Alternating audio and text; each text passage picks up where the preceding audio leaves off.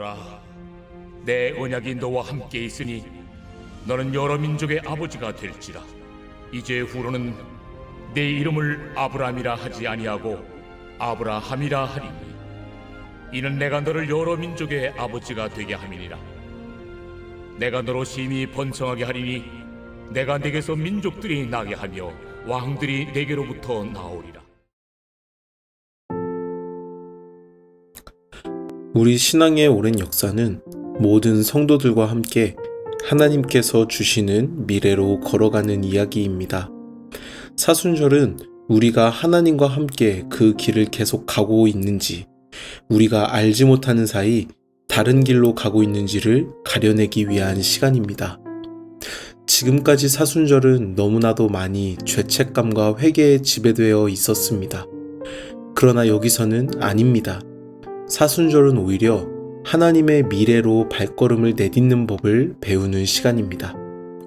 우리는 이제 지나간 것에 규정되지 않고 우리가 현재까지 소중하게 생각해 오거나 두려워해 온 것에 더 이상 정신을 빼앗기지 않습니다.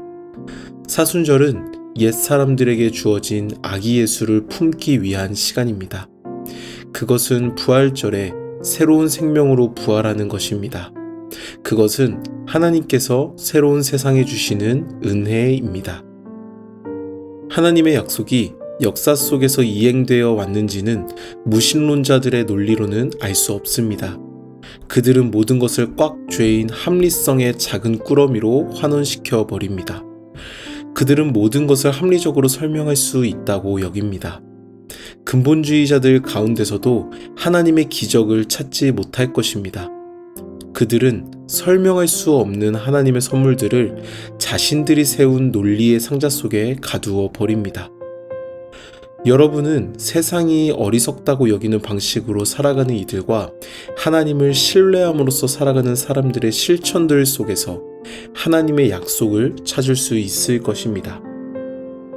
하나님의 미래 속으로 모험을 감행할 준비가 된 교회 안에서 자본주의의 체제로 자격을 잃은 사람들을 돕는 교회 안에서 받아들일 수 없는 환경의 사람들을 수용하는 것에서 이웃을 위해 자신의 시간을 사용하는 행위에서 세상의 어려운 진실을 말할 때, 그리고 정의롭지 못한 문화에서 그것을 실천할 때, 폭력과 착취에 깊이 물들어 있는 세상에서 정의와 평화 실현의 태도를 지닐 때, 지불해야 할 채무가 많이 남아있음에도 불구하고 이웃 사랑과 자비를 위해 비용을 부담할 때, 타인을 곤란하게 만드는 침묵과 위협 앞에서 담대하게 증언하는 삶 속에서 세상은 하나님이 이루신 약속들로 넘쳐납니다. 임신하지 못하는 여성들이 아이를 가지고 죽음의 한가운데서 생명이 솟구치고 상처가 치유되며 소외가 화해되고 노예 상태에서 변하여 자유가 이루어질 때 이런 하나님의 역사를 발견할 수 있습니다. 이런 일들은 개개인이 지닌 특별함과 저마다의 고유한 방법에 맞추어 우리 주변의 모든 사람들에게서 일어납니다. 그래서 사순절 기간에 고이 묻어둔 과거를 넘어 소중한 현재의 안위를 넘어 하나님께서 주시는 새로운 미래의 전망으로 나아가는 자신을 상상해 보십시오. 하나님, 당신은 우리에게 미래를 주시는 분입니다. 당신은 놀라운 관용으로 우리의 범주들을 깨트리시는 분입니다.